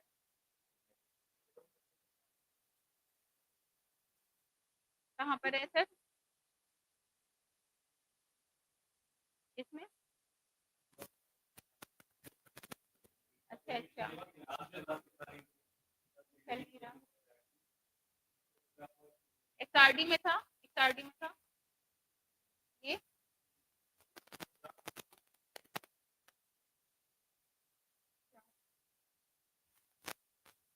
जैसे सर इसमें भी हम देख रहे हैं ना कि एलोवेरा और जो भी एजोलिप्टा इंडिका हम इसमें ऐड करते हैं, कुछ ग्रुप जो ऐड होते हैं, हो सकता है इनका टेम्परेचर थोड़ा कम हो, क्योंकि मैं तो इलेक्ट्रिक मफल से मैंने एग्जांपल दिखा है कि व्हाट वी कैन एनालाइज, कि हमको क्या दिखता है कि पहले क्या था बाद में क्या नहीं हुआ। हो सकता है इन्होंने कुछ कम टेम्परेचर पे हीट किया हो, क्योंकि हो सकता है कि तो ये एक डिफरेंस दिखाने के लिए है, हो सकता है उन्होंने कुछ और चीजें, ये तो यार है।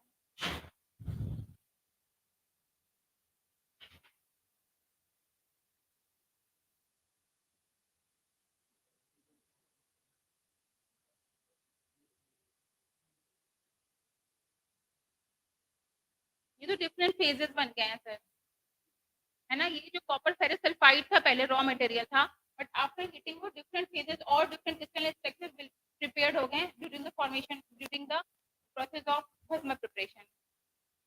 तो रॉ मटेरियल इसमें इसमें डिफरेंशिएशन हम कर सकते हैं what is raw material, what happened in the final product of भस्म। अब आइएगा थोड़ी देर, मैं मेरे पास और भी डेटा है, आई विल डिस्कस। और मैम यस सर, क्या यूज करते हैं क्या चीज सर? क्लासिकल मेथड में और क्या यूज करते हैं और जो बनाते हैं? फुटा सर, फुटा सर, ये तो बहुत ज्यादा मुझको आइडिया नहीं है सर, आई से पूछना होगा।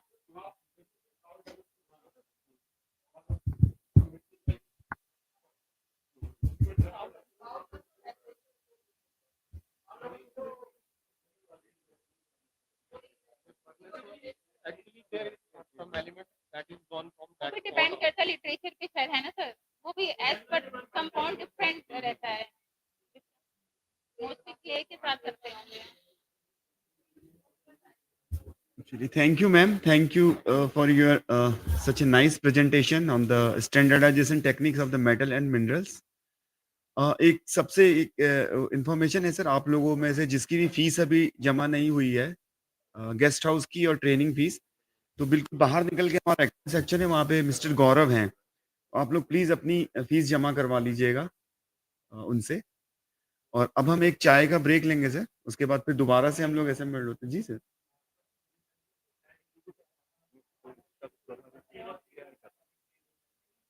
नहीं, पर डे के हिसाब से करना है सर।